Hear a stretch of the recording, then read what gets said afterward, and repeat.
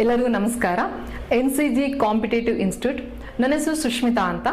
ಇವತ್ತು ನಾವು PSI first paper ಏನಿದೆ, ಇಲ್ಲಿ ಏನೇನು ಸಬ್ಜೆಕ್ಟ್ಸ್ ಬರುತ್ತೆ, ಯಾವ ರೀತಿ ನಾವು ಪ್ರಿಪೇರ್ ಆಗಬೇಕು ಅನ್ನೋದ್ರ ಬಗ್ಗೆ ಒಂದು ಚಿಕ್ಕ ಮಾಹಿತಿಯನ್ನ ನೀಡೋಣ.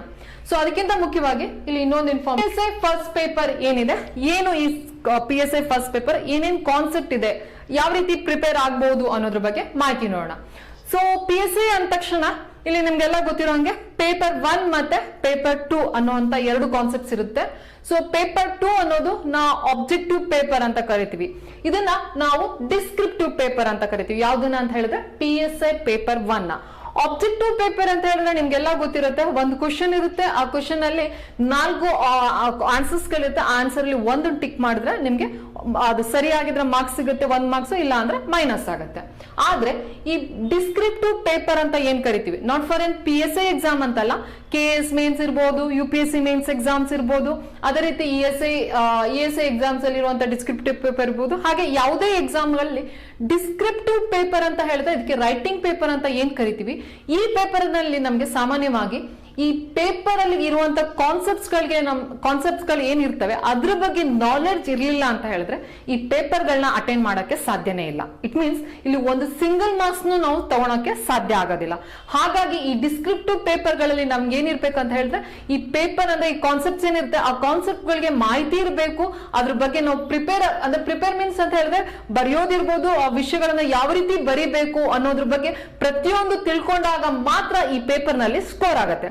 ಸೊ ಈಗಾಗಲೇ ನಿಮ್ಗೆಲ್ಲ ಗೊತ್ತಿರ್ಬೋದು, ತುಂಬಾ ಜನ ಈಗ 545 ಎಕ್ಸಾಮ್ ಎಕ್ಸಾಮ್ ಇರ್ಬೋದು ಅಥವಾ 400 ಎಕ್ಸಾಮ್ಸ್ ಇರ್ಬೋದು, ಪ್ರಿಪೇರ್ ಆಗ್ತಾ ಇದ್ದೀರಾ. ಪ್ರಿಪೇರ್ ಆಗೋಕ್ಕಿಂತ ಮುಂಚೆ ಇಲ್ಲಿ ಇನ್ನೊಂದು ವಿಷಯ ಹೇಳ್ತೀನಿ. ನಾವು ಯಾವುದೇ ಎಕ್ಸಾಮ್ ಇಂದ ಪ್ರಿಪೇರ್ ಆಗ್ಬೇಕಾದ್ರೆ ನಾನು ಇಷ್ಟು ಮಾರ್ಕ್ಸ್ ತಗೊಂಡ್ರೆ ಸಾಕು, ಸೆಲೆಕ್ಷನ್ ಆಗ್ತೀವಿ ಅನ್ನೋ ಒಂದು ಮೈಂಡ್ ಸೆಟ್ ಇರುತ್ತೆ. ದಯವಿಟ್ಟು ಆ ರೀತಿ ಇಟ್ಕೋಬೇಡಿ. ಈ ಪೇಪರ್ 1 ಬಗ್ಗೆನೇ ನಾನು ಹೇಳೋದಾದ್ರೆ ಇಲ್ಲಿ ನಿಮ್ಗೆ ಗೊತ್ತಿರ್ಬೋದು 50 ಮಾರ್ಕ್ಸ್ ಇದೆ ಯಾವ್ದಕ್ಕೆ, PSI ಪೇಪರ್ 1ಗೆ. ಈ 50 ಮಾರ್ಕ್ಸ್ ಅಂತ ಹೇಳಿದ ತಕ್ಷಣ ನಿಮ್ಮ ಸೀನಿಯರ್ ಫ್ರೆಂಡ್ಸ್ ಗಳಿರ್ಬೋದು ಅಥವಾ ಈಗಾಗಲೇ ಅಟೆಂಡ್ ಮಾಡಿದವ್ರಿಗೆ ಗೊತ್ತಿರುತ್ತೆ, PSI ಎಕ್ಸಾಮ್ ಅಲ್ಲಿ ಅಥವಾ PSI ಆಗ್ಬೇಕು, ಸೆಲೆಕ್ಷನ್ ಲಿಸ್ಟ್ ಅಲ್ಲಿ ಬರ್ಬೇಕು ಅಂದ್ರೆ ಎಲ್ಲೋ ಒಂದ್ ಕಡೆ ಈ ಪೇಪರ್ ಎಲ್ಲೋ ಒಂದ್ ಕಡೆ ತುಂಬಾ ಮುಖ್ಯವಾಗಿರುತ್ತೆ. ಯಾಕಂದ್ರೆ ಸೆಕೆಂಡ್ ಪೇಪರ್ ಕಂಪೇರ್ ಮಾಡಿದ್ರೆ ತುಂಬಾ ಜನ ಈ ಪೇಪರ್ 1 ಅಲ್ಲೇ ಫೇಲ್ಯೂರ್ ಆಗ್ತಾ ಇರ್ತಾರೆ. ಯಾಕೆ ಅಂತ ಹೇಳಿದ್ರೆ ನಾವು ಇದಕ್ಕೆ ಸಂಬಂಧಿಸಿದಾಗೆ ಕರೆಕ್ಟ್ ಆಗಿ ಒಂದು ಪ್ರಿಪರೇಷನ್ ಇಲ್ಲ. ಆಕ್ಚುಲಿ ನಿಜ ಹೇಳ್ಬೇಕು ಅಂದ್ರೆ ಪೇಪರ್ 2 ಗಿಂತ ಪೇಪರ್ 1 ತುಂಬಾ ಈಸಿ.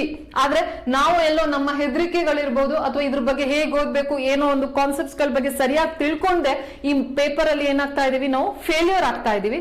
ಸೊ ಅದಕ್ಕೋಸ್ಕರ ಹೇಳ್ತಾ ಇದ್ರು, ಈ ವರ್ಷ ನೀವು ಎಕ್ಸಾಮ್ ಬರೀತಿದ್ದೀರಾ ಅಂತ ಹೇಳಿದ್ರೆ ಇಲ್ಲಿ 50 ಮಾರ್ಕ್ಸ್ ಇದೆ ಅಂತ ಹೇಳಿದ್ರೆ ಮಿನಿಮಮ್ ಅಂದ್ರೂ ಅಬೌವ್ 40 ಮೇಲೆ ನಾವು ಈ ವರ್ಷ ಸ್ಕೋರ್ ಮಾಡಬೇಕು ಅನ್ನೋ ಮೈಂಡ್ ಸೆಟ್ ಇಂದ ಫಸ್ಟ್ ನಿಮ್ಮ ಪೇಪರ್ ಪ್ರಿಪರೇಷನ್ ಸ್ಟಾರ್ಟ್ ಮಾಡ್ಬೇಕಾಗುತ್ತೆ. ಅಷ್ಟು ಬಂತು ಇಷ್ಟು ಬಂತು ಅಲ್ಲ, ನಿಮ್ಮ ತಲೆಯಲ್ಲಿ ಫಸ್ಟ್ ಇರ್ಬೇಕಾಗಿದೆ ಏನಂತ ಹೇಳಿದ್ರೆ ಈ ವರ್ಷ ಅಬೌವ್ 40 ಮೇಲೆ ನಾನು ಪೇಪರ್ 1ಗೆ ತಗೋಬೇಕು ಅನ್ನೋ ಒಂದು ಮೈಂಡ್ ಸೆಟ್ ನ ಇಟ್ಕೋಬೇಕಾಗತ್ತೆ. ಸೊ ಹಾಗೆ ಬರೀ 40 ಅಂದ ತಕ್ಷಣ ನಮ್ಗೆ ಆ ರೀತಿಯಲ್ಲಿ ಕೊಡಲ್ಲ. ಯಾಕಂದ್ರೆ ಅದಕ್ಕೆ ಬೇಕಾದಂತ ಒಂದು ಪರ್ಫೆಕ್ಷನಿಸ್ಟ್ ಇದ್ದಾಗ ಮಾತ್ರ ನಮ್ಗೆ 40 ತಗೊಳಕ್ ಆಗತ್ತೆ. ಅದಕ್ಕಿಂತ ಮುಖ್ಯವಾಗಿ ಈ ಪೇಪರ್ ಅಥವಾ ಡಿಸ್ಕ್ರಿಪ್ಟಿವ್ ಪೇಪರ್ ಅಲ್ಲಿ ಇನ್ನೊಂದು ವಿಷಯ ಮುಖ್ಯವಾಗಿ ಹೇಳ್ಬೇಕು ಅಂತ ಹೇಳಿದ್ರೆ ಇಲ್ಲಿ ಟೈಮ್ ಮ್ಯಾನೇಜ್ಮೆಂಟ್ ಅಥವಾ ಟೈಮ್ ಸ್ಟ್ರಾಟಜಿ ಅನ್ನೋದು ತುಂಬಾ ಮುಖ್ಯ. ಯಾಕಂದ್ರೆ ನಿಮ್ಗೆ ಆಬ್ಜೆಕ್ಟಿವ್ ಗೊತ್ತು, ಅಲ್ಲಿ ಆಪ್ಷನ್ ಮೆಥಡ್ ಜಸ್ಟ್ ಟಿಕ್ ಮಾಡ್ಕೊಂಡು ಹೋಗ್ತಾ ಇದ್ರೆ ನಡೆಯುತ್ತೆ. ಬಟ್ ಇಲ್ಲಿ ಹಾಗಲ್ಲ, ಆ ಒಂದು ಕಾನ್ಸೆಪ್ಟ್ ಗೆ ಕುರಿತಾಗಿ ನಾವು ಬರಿಬೇಕಾಗುತ್ತೆ.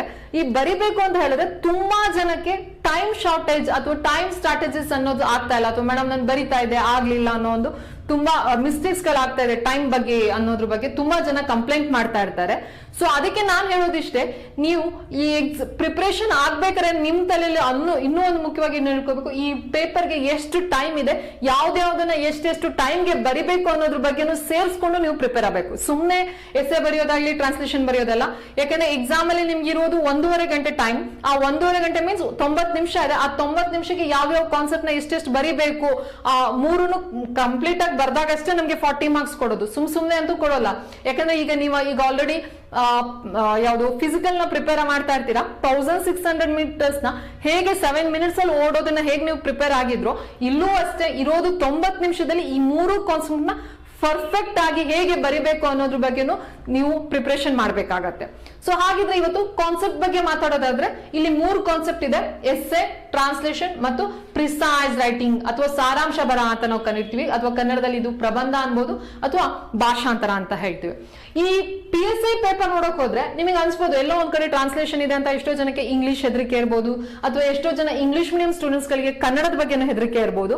ಆದ್ರೆ ನಾನು ಇಲ್ಲಿ ಹೇಳೋದಿಷ್ಟೇ, ಯಾರಿಗೆ ಇಂಗ್ಲಿಷ್ ಇರ್ಬೋದು ಅಥವಾ ಕನ್ನಡ ಇರ್ಬೋದು, ಎರಡೂ ಲ್ಯಾಂಗ್ವೇಜ್ ಅಲ್ಲಿ ಹೋಲ್ಡಿಂಗ್ಸ್ ಅಥವಾ ಆ ಒಂದು ಹಿಡಿತ ಎರಡೂ ಲ್ಯಾಂಗ್ವೇಜ್ ಬಗ್ಗೆ ತಿಳ್ಕೊಂಡಿರ್ತಾರೋ ಅವರಿಗೆ ಮಾತ್ರ ಇಲ್ಲಿ ಸ್ಕೋರ್ ಮಾಡಕ್ಕೆ.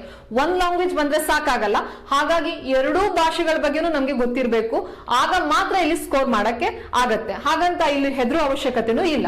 ಹಾಗಿದ್ರೆ ಫಸ್ಟ್ ಈ ಪೇಪರ್ ಗಳ ಬಗ್ಗೆ ಮಾತಾಡೋದು ನೋಡೋದಾದ್ರೆ, ಫಸ್ಟ್ ಇಲ್ಲಿ ಎಸ್ಸೆ ಅಂತ ಇದೆ ಅಥವಾ ಪ್ರಬಂಧ ಅಂತ ಇದೆ.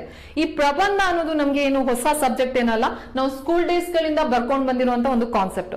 ಹಾಗಿದ್ರೆ ಏನಪ್ಪಾ ಪ್ರಬಂಧ ಅಂತ ಒಂದು ಚಿಕ್ಕದಾಗಿ ಹೇಳೋದಾದ್ರೆ, ಒಂದು ವಿಷಯವನ್ನ ಕೊಟ್ಟಿರ್ತಾನೆ, ಆ ವಿಷಯಕ್ಕೆ ಸಂಬಂಧಿಸಿದಂತೆ ವಿವರಣಾತ್ಮಕವಾಗಿ ಬರೆಯೋದು. ಏನು ವಿವರಣಾತ್ಮಕ ಅಂತ ಹೇಳಿದ್ರೆ, ಈ ಎಸ್ಸೆ ಅಂತ ತಕ್ಷಣ ಹೇಳಿದ್ರೆ ಇಲ್ಲಿ 3 ಸ್ಟೇಜಸ್ ಗಳಿರುತ್ತೆ. ಏನಪ್ಪಾ ಅಂದ್ರೆ, ಒಂದು ಇಂಟ್ರೊಡಕ್ಷನ್ ಅಥವಾ ಪೀಠಿಕೆ ಅಂತ ಕರಿತೀವಿ, ಅದೇ ರೀತಿ ಸಬ್ಜೆಕ್ಟ್ ಅಂತ ಹೇಳ್ತೀವಿ ಅಥವಾ ವಿಷಯ ಅಂತ ಹೇಳ್ತೀವಿ, ಹಾಗೆ ಕನ್ಕ್ಲೂಷನ್ ಅಥವಾ ಉಪಸಂಹಾರ ಅಂತ ಕರಿತೀವಿ. ಏನು ಇಂಟ್ರೊಡ್ಯೂಸ್ ಅಂತ ಹೇಳಿದ್ರೆ, ಒಂದು ಟಾಪಿಕ್ ಕೊಟ್ಟಿರ್ತಾನೆ, ಆ ಟಾಪಿಕ್ ನ ಸಂಬಂಧಿಸಿದ ಇಂಟ್ರೊಡ್ಯೂಸ್ ಅಥವಾ ಪರಿಚಯಗೊಳಿಸುವುದನ್ನೇ ನಾವು ಇಂಟ್ರೊಡಕ್ಷನ್ ಪಾರ್ಟ್ ಅಂತ ಕರಿತೀವಿ. ಹಾಗೆ ಸಬ್ಜೆಕ್ಟ್ ಅಂತ ಹೇಳಿದ್ರೆ ಡಿಸ್ಕಷನ್ ಆಫ್ ದ ಟಾಪಿಕ್, ಅಂದ್ರೆ ಆ ಏನೋ ಒಂದು ವಿಷಯ ಕೊಟ್ಟಿರ್ತಾನೆ ಅದಕ್ಕೆ ಸಂಬಂಧಿಸಿದಂತೆ ಯಾವ ವಿಷಯಗಳನ್ನ ಅಲ್ಲಿ ಚರ್ಚೆ ಮಾಡಬೇಕು ಅನ್ನೋದ್ರ ಬಗ್ಗೆ ತಿಳ್ಕೋಬೇಕಾಗತ್ತೆ. ಅದೇ ರೀತಿ ಕನ್ಕ್ಲೂಷನ್ ಅಥವಾ ಉಪಸಂಹಾರ ಅಂತ ಹೇಳಿದ್ರೆ, ಏನು ನೀವು ಚರ್ಚೆ ಮಾಡಿರ್ತೀರಾ ಆ ಒಂದು ವಿಷಯದ ಬಗ್ಗೆ ಒಪಿನಿಯನ್ ಹೇಳೋದು ಅಥವಾ ಅಭಿಪ್ರಾಯಗಳನ್ನ ವ್ಯಕ್ತಪಡಿಸುವುದಕ್ಕೆ ನಾವು ಕನ್ಕ್ಲೂಷನ್ ಪಾರ್ಟ್ ಅಂತ ಹೇಳ್ತೀವಿ. ಸೊ ಹಾಗಂದ್ರೆ ಇದು ಎಸ್ಸೆ ಬರೆಯೋದು. ಇಲ್ಲಿ ನಿಮ್ಗೆ ಒಂದು ಟೈಮ್ ಲಿಮಿಟ್ ವರ್ಡ್ ಲಿಮಿಟ್ ಅನ್ನೋದನ್ನ ಕೊಟ್ಟಿರ್ತಾನೆ. 600 ವರ್ಡ್ಸ್ ಗಳಿಗೆ ಮೀರದಂತೆ ಬರೆಯಿರಿ ಅಂತ ಕೊಟ್ಟಿರ್ತಾನೆ. ಏನಪ್ಪಾ 600 ಅಂತ ಹೇಳಿದ ತಕ್ಷಣ ಅಲ್ಲಿ ಕೌಂಟಿಂಗ್ ಮಾಡೋದಲ್ಲ, 600 ಪದ ಬರ್ದಿದೀವಿ ಅಂತಲ್ಲ, ಅಲ್ಲಿ ನಿಮ್ಗೆ 6 ಪೇಜಸ್ ಇರುತ್ತೆ. ನಿಮ್ಗೆ ಆಲ್ರೆಡಿ ಬರ್ದಿದೆ ಗೊತ್ತಿರುತ್ತೆ, ಒಂದು ಬುಕ್ಲೆಟ್ ಕೊಟ್ಟಿರ್ತಾನೆ. ಆ ಬುಕ್ಲೆಟ್ ಅಲ್ಲಿ ನಿಮ್ಗೆ 3 ಶೀಟ್ಸ್ ಮೀನ್ಸ್ 6 ಪೇಜಸ್ ಇರುತ್ತೆ. ಕಂಪ್ಲೀಟ್ ಆಗಿ 6 ಪೇಜಸ್ ಎಸ್ಸೆನ ಬರಿಬೇಕು. ಮೀನ್ಸ್ ಅವರ ಕ್ಯಾಲ್ಕುಲೇಷನ್ ಯಾವ ರೀತಿ ಇರುತ್ತೆ ಅಂದ್ರೆ, ಒಂದು ಪೇಜ್ ಅಲ್ಲಿ ನೀನು ಬರ್ದಿದ್ಯಾ, 1 ಪೇಜ್ ಕಂಪ್ಲೀಟ್ ಆಗಿ ಬರ್ದಿದೆ ಅಂತ 100 ವರ್ಡ್ಸ್ ಅಂತ, ಹಾಗೆ 6 ಪೇಜ್ ಕಂಪ್ಲೀಟ್ ಬರ್ದಿದೆ ಅಂತ 600 ವರ್ಡ್ಸ್. ಇನ್ನು ಕೆಲವರು ಇರ್ತಾರೆ, ಮೇಡಮ್ ನನ್ನ ಹ್ಯಾಂಡ್ ರೈಟಿಂಗ್ ದೊಡ್ಡದಿದೆ ಚಿಕ್ಕದಿದೆ, ಸೊ ನೋ ವೇ, ಅಲ್ಲಿ ಏನಂದ್ರೆ ಅವನು 1 ಪೇಜ್ ಕಂಪ್ಲೀಟ್ ಮಾಡಿದ್ಯಾ ಅನ್ನೋದನ್ನ ಅಷ್ಟೇ ಅವನು ಕೇಳ್ತಾನೆ. 600 ವರ್ಡ್ಸ್ ಗಳನ್ನ ಬರಿಬೇಕು. ಸೊ ಇಲ್ಲಿ ಎಸ್ಸೆ ವಿಷಯಗಳಿಗೆ ಅಂದ್ರೆ ಟಾಪಿಕ್ಸ್ ಗೆ ಹೇಳೋದಾದ್ರೆ, ಇಲ್ಲಿ ಹೇಗೆ ಪ್ರಿಪೇರ್ ಆಗ್ಬೇಕು ಅಂತ ಹೇಳಿದ್ರೆ, ಸಾಮಾನ್ಯವಾಗಿ PSI ಎಸ್ಸೆ ಅಂತ ನೋಡೋದಾದ್ರೆ ನಮ್ಗೆ 5 ಎಸ್ಸೆಗಳನ್ನ ಕೊಟ್ಟಿರ್ತಾನೆ. ಆ 5 ಎಸ್ಸೆಲಿ ನಾವು ಒಂದು ಬರಿಬೇಕು. ಆ 5 ಎಸ್ಸೆನ ಯಾವ ರೀತಿಯಾಗಿ ಕೇಳ್ತಾನೆ, ಯಾವ ವಿಷಯಕ್ಕೆ ಸಂಬಂಧಿಸಿದಂತೆ ಸಾಮಾನ್ಯವಾಗಿ ಕೇಳ್ತಾನೆ ಅಂತ ಹೇಳಿದ್ರೆ, ಅಲ್ಲಿ 2 ಎಸ್ಸೆಗಳನ್ನ, ಒಂದು ನ್ಯಾಷನಲ್ ಇಂಟರ್ನ್ಯಾಷನಲ್ ಇರ್ಬೋದು, ಕರ್ನಾಟಕ ಕರೆಂಟ್ ಅಫೇರ್ಸ್ ಗಳು ಅಂದ್ರೆ ಅತಿ ಹೆಚ್ಚು ಸುದ್ದಿ ಮಾಡಿದಂತ ಕೆಲವೊಂದು ಕರೆಂಟ್ ಅಥವಾ ಪ್ರಚಲಿತ ಘಟನೆಗಳಂತ ನಾವೇನ್ ಕರಿತೀವಿ, ಅದಕ್ಕೆ ಸಂಬಂಧಿಸಿದಂತೆ 2 ಎಸ್ಸೆಗಳು ಸಾಮಾನ್ಯವಾಗಿರುತ್ತೆ. ಅದ್ರ ಜೊತೆಗೆ ಪೊಲೀಸ್ ಡಿಪಾರ್ಟ್ಮೆಂಟ್ ಗೆ ಸಂಬಂಧಪಟ್ಟಂತೆ ಇರುತ್ತೆ. ಹಾಗೆ ವುಮೆನ್ಸ್ ಅಥವಾ ಮಹಿಳೆಯರಿಗೆ ಸಂಬಂಧಿಸಿದಂತೆ ಕೆಲವೊಂದು ಕ್ವಶನ್ ಗಳನ್ನ ಸಾಮಾನ್ಯವಾಗಿ ಕೇಳ್ತಾರೆ. ಜೊತೆಗೆ ಎನ್ವೈರನ್ಮೆಂಟ್ ಅಥವಾ ಎನ್ವೈರನ್ಮೆಂಟ್ ಗೆ ಸಂಬಂಧಿಸಿದ ಹಾಗೆ ಕೆಲವೊಂದು ಕ್ವಶನ್ ಗಳನ್ನ ಕೇಳ್ತಾರೆ. ಸೊ ನೀವೇನ್ ಮಾಡ್ಬೇಕಂದ್ರೆ, ಸುಮಾರು ಈಗ 1-1.5 ವರ್ಷದಿಂದ ಅತಿ ಹೆಚ್ಚು ಈ ವಿಷಯಕ್ಕೆ ಸಂಬಂಧಿಸಿದಂತೆ ಏನಾದ್ರು ಘಟನೆಗಳು ಏನಿರುತ್ತೆ ಮುಂಚೆ ಇರ್ತಾ ಇತ್ತು.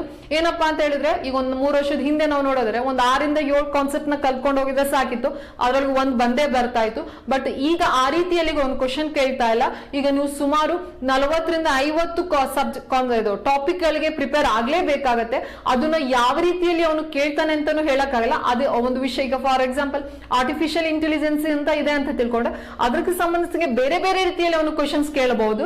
ಸೊ ಬಟ್ ಆ ಆರ್ಟಿಫಿಷಿಯಲ್ ಇಂಟೆಲಿಜೆನ್ಸ್ ಅಂದ್ರೆ ಏನು ಅದರ ಅರ್ಥಗಳು ಯಾವಾಗ ಬಂತು, ಆ ರೀತಿಯ ಒಂದು ಬೇಸಿಕ್ ಅರ್ಥಗಳನ್ನಾದ್ರೂ ತಿಳ್ಕೊಂಡಿರ್ಬೇಕಾಗತ್ತೆ. ಆಮೇಲೆ ಅವನು ಏನ್ ಕೇಳಿರ್ತಾನೆ ಆ ವಿಷಯಗಳಿಗೆ ಸಂಬಂಧಿಸಿದಾಗೆ ನೀವು ಬರಿತಾ ಹೋಗ್ಬೇಕಾಗತ್ತೆ. ಸೊ ಈ ಎಸ್ಸೆಗೆ ಮುಖ್ಯವಾಗಿ ಏನಪ್ಪಾ ಅಂತ ಹೇಳಿದ್ರೆ, ನ್ಯೂಸ್ ಪೇಪರ್ ನ ಓದ್ಬೇಕಾಗತ್ತೆ. ಜೊತೆಗೆ ನೀವು ಈಗ ಎಕ್ಸಾಮ್ಸ್ ನೆಕ್ಸ್ಟ್ ಈಗ ನವೆಂಬರ್ ಅಥವಾ ಡಿಸೆಂಬರ್ ಅಥವಾ ಜಾನ್ವರಿಯಲ್ಲಿ ಬರ್ತಾ ಇದೆ. ಈ ಸುಮಾರು 1-1.5 ವರ್ಷದಿಂದ ಏನು ಕರೆಂಟ್ ಇವೆಂಟ್ಸ್ ನಾನು ಏನಾಗಲೇ ಹೇಳಿದ್ದೆ, ವುಮೆನ್ಸ್ ಗೆ ಸಂಬಂಧಪಟ್ಟಿರ್ಬೋದು, ಆ ರೀತಿ ಸಂಬಂಧಪಟ್ಟಾಗೆ ಕ್ವಶನ್ಸ್ ಗಳನ್ನ ಅಥವಾ ಟಾಪಿಕ್ ಗಳನ್ನ ಕಲೆಕ್ಟ್ ಮಾಡಿಕೊಂಡು ಅದಕ್ಕೆ ಸಂಬಂಧಿಸಿದಂತೆ ನೀವೇನ್ ಮಾಡ್ಬೇಕಾದ್ರೆ ಮಾಹಿತಿಗಳನ್ನ ಕಲೆಕ್ಟ್ ಮಾಡಬೇಕು. ಸೊ ನ್ಯೂಸ್ ಪೇಪರ್ಸ್ ಗಳು ಓದ್ಬಹುದು. ಯಾಕಂದ್ರೆ ನ್ಯೂಸ್ ಪೇಪರ್ಸ್ ಅಲ್ಲಿ ಆಲ್ಮೋಸ್ಟ್ ನಮಗೆ ಎಸ್ಸೆಗೆ ಸಂಬಂಧಿಸಿದಂತೆ ವಿಷಯಗಳು ನಾವು ಸಿಗೋದು ಆದಷ್ಟು ನ್ಯೂಸ್ ಪೇಪರ್ ಗಳಲ್ಲೇ. ಹಾಗಾಗಿ ನ್ಯೂಸ್ ಪೇಪರ್ ಗಳನ್ನ ತುಂಬಾ ಓದ್ಬೇಕಾಗತ್ತೆ. ಅದ್ರಕ್ಕಿಂತ ಮುಖ್ಯವಾಗಿ ಈ ರೀತಿ ಬರ್ಬೋದು. ಒಂದು ಎಕ್ಸಾಂಪಲ್ ಹೇಳ್ತೀನಿ. ಇತ್ತೀಚೆಗೆ ನಾನು ಆಗ್ಲೇ ಹೇಳಿದೆ ವುಮೆನ್ಸ್ ಅಂತ ಹೇಳಿದೆ. ವುಮೆನ್ಸ್ ಗೆ ಹೇಳೋದಾದ್ರೆ ನಿಮ್ಗೆಲ್ಲ ಗೊತ್ತಿರ್ಬೋದು, ನಮ್ಗೆ ಇತ್ತೀಚೆಗಷ್ಟೇ ನಮ್ಮ ದೇಶದ ರಾಷ್ಟ್ರಪತಿಯಾಗಿ ಯಾರು ಆಯ್ಕೆಯಾಗಿದ್ದಾರೆ ಅಂತ ಹೇಳಿದ್ರೆ ದ್ರೌಪದಿ ಮುರ್ಮು ಅವರು. ಸೊ ಈಗ ಅವರು ದ್ರೌಪದಿ ಮುರ್ಮು ಅವರು ಮಹಿಳೆ ಒಬ್ಬ ಆಯ್ಕೆ ಆಗಿದ್ದಾಳೆ ನಮ್ಮ ದೇಶದ ರಾಷ್ಟ್ರಪತಿಯಾಗಿ. ಸೊ ಇದಕ್ಕೆ ಸಂಬಂಧಪಟ್ಟಾಗಿ ಯಾವ ರೀತಿ ಕೇಳ್ಬೋದು, ಜಸ್ಟ್ ಸಿಂಪಲ್ ಆಗಿ ಒಂದು ಎಸ್ಸೆ ಟಾಪಿಕ್ ಅಂತ ಹೇಳೋದಾದ್ರೆ ಹೇಳ್ಬೋದು, ಇತ್ತೀಚಿನ ದಿನಗಳಲ್ಲಿ ಉನ್ನತವಾದ ಹುದ್ದೆಗಳಲ್ಲಿ ಮಹಿಳೆಯರ ಪಾಲ್ಗೊಳ್ಳುವಿಕೆ ಕಡಿಮೆ ಆಗ್ತಿದೆ, ಇದನ್ನ ಕುರಿತು ಚರ್ಚಿಸಿ. ಅಂದ್ರೆ ಈ ರೀತಿಯಾಗಿ ಕ್ವಶನ್ ಗಳನ್ನ ಕೇಳುವಂತ ಸಂಭವ ಇರುತ್ತೆ. ಹಾಗಾಗಿ ಕರೆಂಟ್ ಇವೆಂಟ್ಸ್ ಅಂದ್ರೆ ಒಂದು ಕರೋನಾ ಅಂತ ಕೋವಿಡ್-19 ಅಂತ ತಗೋತೀವಿ, ಅದೇ ಕೋವಿಡ್-19 ತಕ್ಷಣ ಬರೀ ಅದ್ರ ಬಗ್ಗೆ ಅಲ್ಲ, ಅದ್ರ ಸಂಬಂಧಪಟ್ಟಂಗೆ ಸುಮಾರು 10-15 ಟಾಪಿಕ್ ಗಳನ್ನ ಕೇಳುವಂತ ಸಾಧ್ಯತೆ ಇರುತ್ತೆ. ಸೊ ಆ ರೀತಿಯಲ್ಲಿ ನೀವು ಓದ್ಕೋಬೇಕಾಗತ್ತೆ, ಆ ವಿಷಯಗಳನ್ನ ಸಂಗ್ರಹ ಮಾಡ್ಬೇಕಾಗತ್ತೆ. ನಿಮ್ಗೆ ನ್ಯೂಸ್ ಪೇಪರ್ ಗಳಿರ್ಬೋದು, ಹಾಗೆ ನಿಮ್ಗೆ ಆಲ್ಮೋಸ್ಟ್ ಈ ವಾಟ್ಸ್ಆಪ್ ಟೆಲಿಗ್ರಾಮ್ಸ್ ಗಳಲ್ಲೂ ಕೆಲವೊಂದು ಇನ್ಸ್ಟಿಟ್ಯೂಟ್ ಗಳ ಎಲ್ಲಾ ಮಾಹಿತಿಗಳನ್ನ ಸಿಗ್ತಾ ಇರ್ತವೆ, ಯೂಟ್ಯೂಬ್ಸ್ ಗಳಲ್ಲಿ ಇರ್ಬೋದು. ಜೊತೆಗೆ ಹಾಗೆ ನಿಮಗೆ ಮಾಹಿತಿಗಳು ಸಿಗ್ತದೆ. ಹಾಗೆ ನಮ್ಮ ಏನು ಗೂಗಲ್ ಅಂತ ಏನಿದೆ ಅಲ್ಲೂ ಸಹ ನೀವು ಸರ್ಚ್ ಮಾಡ್ಕೊಂಡ್ಬಿಟ್ಟು ಆ ಟಾಪಿಕ್ಗೆ ಸಂಬಂಧಪಟ್ಟಂಗೆ ಮಾಹಿತಿನ ಕಲೆಕ್ಟ್ ಮಾಡಬಹುದು. ಹಾಗೆ ನೆಕ್ಸ್ಟ್ ಪಾರ್ಟ್ ಅಂತ ಹೇಳೋದಾದ್ರೆ ಟ್ರಾನ್ಸ್ಲೇಷನ್ ಅಂತ ಹೇಳ್ತೀವಿ. ಎಲ್ಲರಿಗೂ ಮೇನ್ ಆಗಿ ಮುಖ್ಯವಾಗಿ PSI ಪೇಪರ್ ಅಂದ ತಕ್ಷಣ ನಮ್ಗೆ ಬರೋದೇ ಟ್ರಾನ್ಸ್ಲೇಷನ್. ಏನಪ್ಪಾ ಅಂತ ಹೇಳಿದ್ರೆ, ಯಾಕೆ ಅಂತ ಹೇಳಿದ್ರೆ ಇಲ್ಲಿ ಇಂಗ್ಲಿಷ್ ಇರುತ್ತೆ. ಸೊ ಅದೇ ರೀತಿ ಇಂಗ್ಲಿಷ್ ಮೀಡಿಯಂ ಅವರಿಗೆ ಕನ್ನಡದಲ್ಲಿ ಟ್ರಾನ್ಸ್ಲೇಟ್ ಮಾಡಬೇಕು. ಯಾಕೆಂತ ಹೇಳಿದ್ರೆ ಎಸ್ಸೆಗೆ ನಮ್ಗೆ 2 ಆಪ್ಷನ್ ಇದೆ, ನೀವು ಕನ್ನಡದಲ್ಲಾದ್ರೂ ಬರಿಬಹುದು ಅಥವಾ ಇಂಗ್ಲಿಷ್ ಅಲ್ಲಾದ್ರೂ ಬರಿಬಹುದು. ಬಟ್ ಟ್ರಾನ್ಸ್ಲೇಷನ್ ಗೆ ಹಾಗಾಗಲ್ಲ. ಇಂಗ್ಲಿಷ್ ಅಲ್ಲಿ ಕೊಟ್ಟಿರುವಂತ ಪ್ಯಾಸೇಜ್ ನ ನಾವು ಕಂಪಲ್ಸರಿ ಆಗಿ ಕನ್ನಡಕ್ಕೆ ಟ್ರಾನ್ಸ್ಲೇಟ್ ಮಾಡಬೇಕು. ಅದೇ ರೀತಿ ಕನ್ನಡದಲ್ಲಿ ಕೊಟ್ಟಿರುವಂತ ಪ್ಯಾಸೇಜ್ ನ ಕಂಪಲ್ಸರಿ ಆಗಿ ಇಂಗ್ಲಿಷ್ಗೆ ಟ್ರಾನ್ಸ್ಲೇಷನ್ ಮಾಡಬೇಕು. ಸೊ ಇಲ್ಲಿ ಬಂದ ತಕ್ಷಣ ಎಲ್ಲರಿಗೂ ಹೆದರಿಕೆ ಇದೆ, ಓ ಇಂಗ್ಲಿಷ್ ಅಲ್ಲಿ ಬರಿಬೇಕಂತ. ಒಂದು ತಿಳ್ಕೊಳ್ಳಿ, ಇಲ್ಲಿ ಯಾವುದೇ ರೀತಿಯಾಗಿದ್ದಂತ PhD ಲೆವೆಲ್ ಅಲ್ಲಿ ಇಂಗ್ಲಿಷ್ ನ ಬರಿಬೇಕು, ಟ್ರಾನ್ಸ್ಲೇಷನ್ ಮಾಡಬೇಕು ಅನ್ನೋ ರೀತಿಯಲ್ಲಿ ವ್ಯಕ್ತಪಡಿಸಲ್ಲ.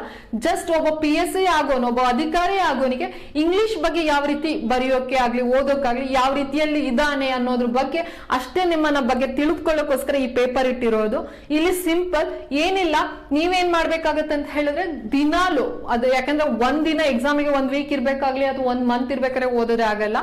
ಪ್ರತಿದಿನ ಸುಮಾರು ಒಂದು 3-4 ಸೆಂಟೆನ್ಸ್ ನ ಇಂಗ್ಲಿಷ್ ಇಂದ ಕನ್ನಡಕ್ಕೆ ಇರ್ಬೋದು, ಕನ್ನಡದಿಂದ ಇಂಗ್ಲಿಷ್ಗೆ ಟ್ರಾನ್ಸ್ಲೇಟ್ ಮಾಡ್ತಾ ಬರ್ಬೋದು. ಒಂದು ತಿಳ್ಕೊಳ್ಳಿ, ಇಲ್ಲಿ ಇಂಗ್ಲಿಷ್ಗೆ ಮಾಡ್ಬೇಕಾದ್ರೆ ನಮ್ಗೆ ಸ್ವಲ್ಪ ಗ್ರಾಮರ್ ಅವಶ್ಯಕತೆ ಇದೆ. ಆದ್ರೆ ಎಲ್ಲಾ ಗ್ರಾಮರ್ ಕಲಿತ ತಕ್ಷಣ ನಮ್ಗೆ ಇಂಗ್ಲಿಷ್ ಟ್ರಾನ್ಸ್ಲೇಷನ್ ಮಾಡಕ್ ಬರುತ್ತೆ ಅಂತಲ್ಲ.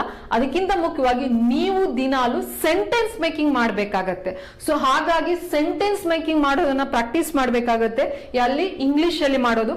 ಅದೇ ರೀತಿ ಕನ್ನಡ, ಇಂಗ್ಲಿಷ್ ಇಂದ ಕನ್ನಡಕ್ಕೆ ಅಂತ ಹೇಳಿದಾಗ ವೊಕ್ಯಾಬುಲರೀಸ್ ಗಳ ಪರಿಚಯ ಆಗ್ಬೇಕಾಗತ್ತೆ. ದಿನಾಲು ನೀವೇನ್ ಮಾಡ್ಬೇಕಾಗತ್ತೆ, ಇಂಗ್ಲಿಷ್ ನ್ಯೂಸ್ ಪೇಪರೇ ಓದಿ ಅಂತ ನಾನು ಹೇಳಲ್ಲ, ಯಾವುದೇ ಇಂಗ್ಲಿಷ್ಗೆ ಸಂಬಂಧಿಸಪಟ್ಟಂತೆ ಬುಕ್ ಇರುತ್ತಲ್ಲ, ಒಂದು 4 ಸೆಂಟೆನ್ಸ್ ತಗೊಳ್ಳಿ, ಜಾಸ್ತಿ ಬೇಡ, ದಿನಾಲು ಮಾಡ್ಬೇಕಾಗತ್ತೆ. ದಿನ ಪ್ರಾಕ್ಟೀಸ್ ಮಾಡ್ತಾ ಬಂದ್ರೆ ಖಂಡಿತವಾಗಿ ಟ್ರಾನ್ಸ್ಲೇಷನ್ ಮಾಡಕ್ಕಾಗತ್ತೆ. ಸೊ ಯಾಕೆ ಹೇಳ್ತಾ ಇದ್ದೀನಿ ಅಂತ ಹೇಳಿದ್ರೆ, ಯಾರಿಗೆ ಕನ್ನಡ ಬರೆಯಕ್ಕೆ ಬರಲ್ಲ ಅಂತ ಏನಿದೆ ತುಂಬಾ ಜನ ಇರ್ತಾರೆ. ಸೊ ನೀವು ಅಷ್ಟೇ ಕಾಪಿ ರೈಟಿಂಗ್ ಅಂತ ಹೇಳ್ತೀವಿ, ಆ ರೀತಿ ಕಾಪಿ ರೈಟಿಂಗ್ ಬರಿಬೇಕಾಗುತ್ತೆ. ಯಾಕೆ ಅಂತ ಹೇಳಿದ್ರೆ ಗ್ರಾಮರ್ ತುಂಬಾ ಮುಖ್ಯ. ಈ ಒಂದು 3 ಪೇಪರ್, ಎಸ್ಸೆ ಇರ್ಬೋದು, ಇಂಗ್ಲಿಷ್ ಟ್ರಾನ್ಸ್ಲೇಷನ್ ಇರ್ಬೋದು, ಪ್ರಿಸೈಸ್ ರೈಟಿಂಗ್ ಇರ್ಬೋದು, ಈ 3ರಲ್ಲೂ ನಮ್ಗೆ ಹ್ಯಾಂಡ್ ರೈಟಿಂಗ್ ತುಂಬಾ ಮುಖ್ಯ. ಜೊತೆಗೆ ನಮ್ಮ ಗ್ರಾಮರ್ ಮಿಸ್ಟೇಕ್, ಯಾಕಂತ ಹೇಳಿದ್ರೆ ನಿಮ್ಮ ಸೆಕೆಂಡ್ ಪೇಪರ್ ಅಲ್ಲಿ ಏನಂದ್ರೆ ಒಂದು ಕ್ವಶನ್ ಬರೀತಾರೆ, ಆನ್ಸರ್ ಒಂದು ರೈಟ್ ಯಾವ್ದು ಸರಿ ಇದ್ರೆ 1 ಮಾರ್ಕ್ಸ್ ಇಲ್ಲಾಂದ್ರೆ ಮೈನಸ್ ಮಾಡ್ತಾರೆ. ಬಟ್ ಇಲ್ಲಿ ನಿಮ್ಮ ಫಿಲ್ಟ್ರೇಷನ್ ಮಾಡೋದು ಹೇಗಪ್ಪ ಅಂದ್ರೆ ನಿಮ್ಮ ಸಿಂಪಲ್ ಮಿಸ್ಟೇಕ್ ಗಳಿಂದಾನೆ. ದಯವಿಟ್ಟು ಬಿ ಕೇರ್ಫುಲ್. ಇಂಗ್ಲಿಷ್ ಅಲ್ಲಾದ್ರೂ ಅಷ್ಟೇ ಒಂದು ಸ್ಪೆಲ್ಲಿಂಗ್ ಒಂದು ಚೂರ್ ಚೇಂಜ್ ಆದ್ರೂ ಬೇರೆ ಅರ್ಥನೇ ಕೊಡ್ತಾ ಇರತ್ತೆ. ಹಾಗಾಗಿ ಗ್ರಾಮರ್ ಬಗ್ಗೆ ಇರ್ಬೋದು, ಹಾಗೆ ಜೊತೆಗೆ ಇಂಗ್ಲಿಷ್ ಟ್ರಾನ್ಸ್ಲೇಷನ್ ಮೇಕಿಂಗ್ ಅಥವಾ ಕನ್ನಡದಲ್ಲಾದ್ರೂ ಅಷ್ಟೇ ನೀವು ಒಂದು ಇಂಗ್ಲಿಷ್ ಓದಿದೀರಾ ಅಂದ್ರೆ ಕನ್ನಡದಲ್ಲಿ ಹೇಗೆ ಅರ್ಥಪೂರ್ಣವಾಗಿ ಒಂದು ವಾಕ್ಯವನ್ನ ಮಾಡ್ಬೇಕು. ಯಾಕಂದ್ರೆ ನಾವು what you mean by sentence ಅಂತ ಹೇಳಿದ್ರೆ it is a group of words and it gives complete meaning ಅಂತ ಹೇಳ್ತೀವಿ. ಅಂದ್ರೆ ಅರ್ಥಪೂರ್ಣವಾದ ಒಂದು ಅರ್ಥ ಕೊಟ್ಟಾಗ ಮಾತ್ರ ನಾವು ಅದಕ್ಕೆ ಏನಂತ ಹೇಳ್ತೀವಿ, ವಾಕ್ಯ ಅಂತ ಕರಿತೀವಿ. ಸೊ ಆ ವಾಕ್ಯ ರಚನೆ ಸರಿಯಾಗಿರ್ಬೇಕಾಗತ್ತೆ. ಹಾಗಾಗಿ ಈ ವಾಕ್ಯ ರಚನೆ ಬರಬೇಕು ಅಂತ ಹೇಳ್ತಾನೆ ಇಂಗ್ಲಿಷ್ ಚೆನ್ನಾಗಿ ಮಾತಾಡ್ತಾನೆ, ಆ ರೈಟಿಂಗ್ ಸ್ಕಿಲ್ ಇರಬೇಕು. ಯಾಕಂದ್ರೆ ಮಾತನಾಡುವ ಭಾಷೆಯೇ ಬೇರೆ, ಬರೆಯುವ ಭಾಷೆನೇ ಬೇರೆ ಆಗಿರುತ್ತೆ. ಮಾತಾಡೋದೇ ಬೇರೆ ರೀತಿ ಇರುತ್ತೆ, ಅದೇ ಬರೆಯೋದಾಗಲ್ಲ. ಒಂದು ವಾಕ್ಯ ಪರಿಪೂರ್ಣವಾಗಿ ಬರಿಬೇಕಾಗತ್ತೆ. ಹಾಗಾಗಿ ಇದಕ್ಕೆ ನಾವು ದಿನ ಪ್ರಾಕ್ಟೀಸ್ ಮಾಡ್ಬೇಕಾಗತ್ತೆ. ಸೊ ಇನ್ನು ಫೈನಲಿ ನಾವು ಮಾತಾಡೋದಾದ್ರೆ ಪ್ರಿಸೈಸ್ ಅಥವಾ ಸಾರಾಂಶ ಬರಹ ಅಂತ ಹೇಳ್ತೀನಿ. ನನ್ನ ಪ್ರಕಾರ ಎಸ್ಸೆ ಮತ್ತೆ ನೀವು ಟ್ರಾನ್ಸ್ಲೇಷನ್ಗೆ ಹೋಲಿಸೋದಾದ್ರೆ ಈ ಒಂದು ಕಾನ್ಸೆಪ್ಟ್ ತುಂಬಾ ಈಸಿ ಇರೋದು. ಇದಕ್ಕೆ 10 ಮಾರ್ಕ್ಸ್. ಈ 10 ಮಾರ್ಕ್ಸ್ ಅಲ್ಲಿ ಆದಷ್ಟು ನೀವು ತುಂಬಾ ಚೆನ್ನಾಗಿ ಕನ್ನಡ ಬರೆಯೋರು ಅಥವಾ ಇದ್ರ ಬಗ್ಗೆ ತಿಳ್ಕೊಂಡಿದ್ರೆ ಆಲ್ಮೋಸ್ಟ್ 9 ರಿಂದ 9 ಮತ್ತು 8 ಮಾರ್ಕ್ಸ್ ನ ಅತಿ ಈಸಿಯಾಗಿ ಪಡ್ಕೋಬಹುದು. ಯಾಕಂದ್ರೆ ಇದು ತುಂಬಾ ಕಾನ್ಸೆಪ್ಟ್ ಈಸಿ. ಏನು ಪ್ರಿಸೈಸ್ ರೈಟಿಂಗ್ ಅನ್ನೋದನ್ನ ಚೆನ್ನಾಗಿ ಅರ್ಥ ಮಾಡ್ಕೊಂಡಿರ್ಬೇಕು. ಒಂದು. ಎರಡನೇದಾಗಿ ಪ್ರಿಸೈಸ್ ರೈಟಿಂಗ್ ಒಂದು ತಿಳ್ಕೊಳ್ಳಿ, ಕಂಪಲ್ಸರಿ ಕನ್ನಡದಲ್ಲೇ ಬರಿಬೇಕು. ಇಲ್ಲಿ ಇಂಗ್ಲಿಷ್ ಅಲ್ಲಿ ಬರೆಯೋಂಗಿಲ್ಲ. ಯಾಕಂದ್ರೆ ತುಂಬಾ ಕಡೆ ನಾನು ನೋಡಿದೀನಿ ಇಂಗ್ಲಿಷ್ ಮೀಡಿಯಂ ಹುಡುಗರು ಕನ್ನಡದಲ್ಲಿ ಕೊಟ್ಟಿರ್ತಾರೆ, ಅದನ್ನ ಇಂಗ್ಲಿಷ್ ಅಲ್ಲಿ ಟ್ರಾನ್ಸ್ಲೇಟ್ ಮಾಡ್ಕೊಂಡು ಬರೀತಿರ್ತಾರೆ. ಸೊ ಆ ರೀತಿ ಮಾಡೋಂಗಿಲ್ಲ. ಇಲ್ಲಿ ಏನಿದ್ರು ಕನ್ನಡದಲ್ಲೇ ಬರಿಬೇಕು. ಏನು ಪ್ರಿಸೈಸ್ ಅಂತ ಹೇಳಿದ್ರೆ ಸಿಂಪಲ್ ಆಗಿ ಈಗ ನಾವು 3.5 ಗಂಟೆ ಒಂದು ಚಿತ್ರನ ಫಿಲ್ಮ್ ನೋಡಿರ್ತೀವಿ. ಆ 3.5 ಗಂಟೆ ಫಿಲ್ಮ್ ನ ನಿಮ್ಮ ಒಬ್ಬ ಫ್ರೆಂಡ್ಗೆ ಹೇಳ್ಬೇಕು ಅಂದ್ರೆ ಡೀಟೇಲ್ ಆಗಿ ಎಕ್ಸ್ಪ್ಲೈನ್ ಮಾಡ್ತೀವಿ ಅಂದ್ರೆ ಒಂದು 45 ನಿಮಿಷ ಬೇಕಾಗುತ್ತೆ. ಹೇಗೆ ನೀವು ಆ ಮೂವಿನ ಪರವಾಗಿಲ್ಲ 45 ನಿಮಿಷ ಹೇಗೆ ಎಕ್ಸ್ಪ್ಲೈನ್ ಮಾಡ್ತಿರು, ಇಲ್ಲೂ ಅಷ್ಟೇ ಒಂದು ಪ್ಯಾಸೇಜ್ ಕೊಟ್ಟಿರ್ತಾನೆ. ಆ ಪ್ಯಾಸೇಜ್ ಅಲ್ಲಿ ಮುಖ್ಯವಾಗಿ ನನಗೆ ಏನ್ ಬೇಕಾಗಿರುತ್ತೆ ಅನ್ನೋ ಒಂದು ವಿಷಯಗಳನ್ನ ತಿಳ್ಕೊಂಡು ವಾಕ್ಯಗಳನ್ನ ರಚನೆ ಮಾಡ್ಬೇಕಾಗತ್ತೆ. ಸೊ ಅದಕ್ಕೆ ನಾವು ಪ್ರಿಸೈಸ್ ರೈಟಿಂಗ್ ಅಂತ ಹೇಳ್ತೀವಿ. ಇಲ್ಲಿ ವಾಕ್ಯ ರಚನೆ ಮಾಡ್ಬೇಕಾದ್ರೆ ಕನ್ನಡ ಏನಪ್ಪ ಆರಾಮಾಗಿ ಬರೀಬಹುದು ಅಂತ ಅಲ್ಲ, ಇಲ್ಲಿ ಕನ್ನಡ ವಾಕ್ಯಾಬುಲರಿ ಅಂದ್ರೆ ಕನ್ನಡ ಪದಗಳ ಬಳಕೆನೂ ಸಹ ಇಂಪಾರ್ಟೆಂಟ್ ಆಗುತ್ತೆ.